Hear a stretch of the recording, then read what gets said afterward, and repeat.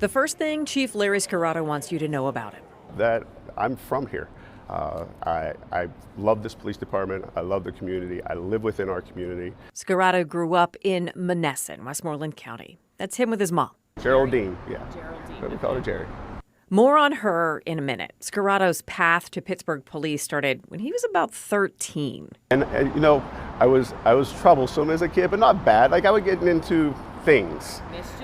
Mischievous, yeah. So yeah, not like to the level of detention, but I would get into things. And I met a police officer in Monessen, Mark Agidi, and like he took a liking to this 13-year-old kid. It's exactly the kind of connection to the community he wants out of Pittsburgh police. Just as, you know, at that point, my stepdad and my mom had separated. So I was just like, you know, I'm in those formidable years, and I think I could have gone other directions because I had friends that did other things that were beyond mischievous. And he just took a liking to me, and I always looked up to him because he was a role model that at that point in my life that I didn't have anymore. In 1995, he began his career wearing the badge of the Pittsburgh Police. Fast forward to his time leading the Fort Lauderdale Police Department, fired for what was described as reverse discrimination. He stands by his decisions. We had 15 promotions, and 9 of them were white men. My assistant chief was a white heterosexual male. And so 6 of them were either gender or ethnic minorities, but they were well qualified. They were the best of the selection process. And the best white men that performed also were promoted. So it was creating an environment of fairness. And though there were a few that were not selected, and it's because I didn't believe that they met the standard that these others had. Today, the day's been waiting for, the City Council approval vote. 9 yeas, 0 nays. One top priority for the new chief, diversity in recruiting. Why is it important to have the police force reflect who actually lives in Pittsburgh? Because you talk about like the dynamics of the city, like the uniqueness, the coolness, the diversity within it.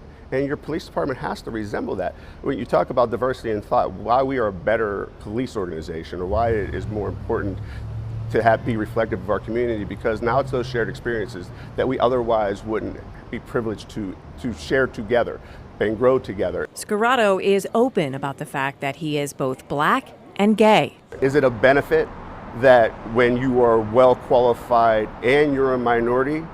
Yeah, that's a benefit to a police department. But as a minority, I've never expected to be promoted or elevated because of my sexuality or because of my ethnicity. It's because I work harder than everybody else. Scirotto has been to his share of police funerals and knew the 3 police officers shot and killed in the line of duty on April 4th, 2009. He says he understands the weight of worry the partners, parents, and children of all police officers face, and that the luckiest officers have supported home.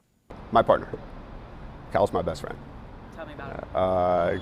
You know, we met here 12 years ago, and it's somebody, you know, I would say, like, find somebody that you know always has your back, and in the best and worst times. Back to his mom, Jerry. She died in 2007.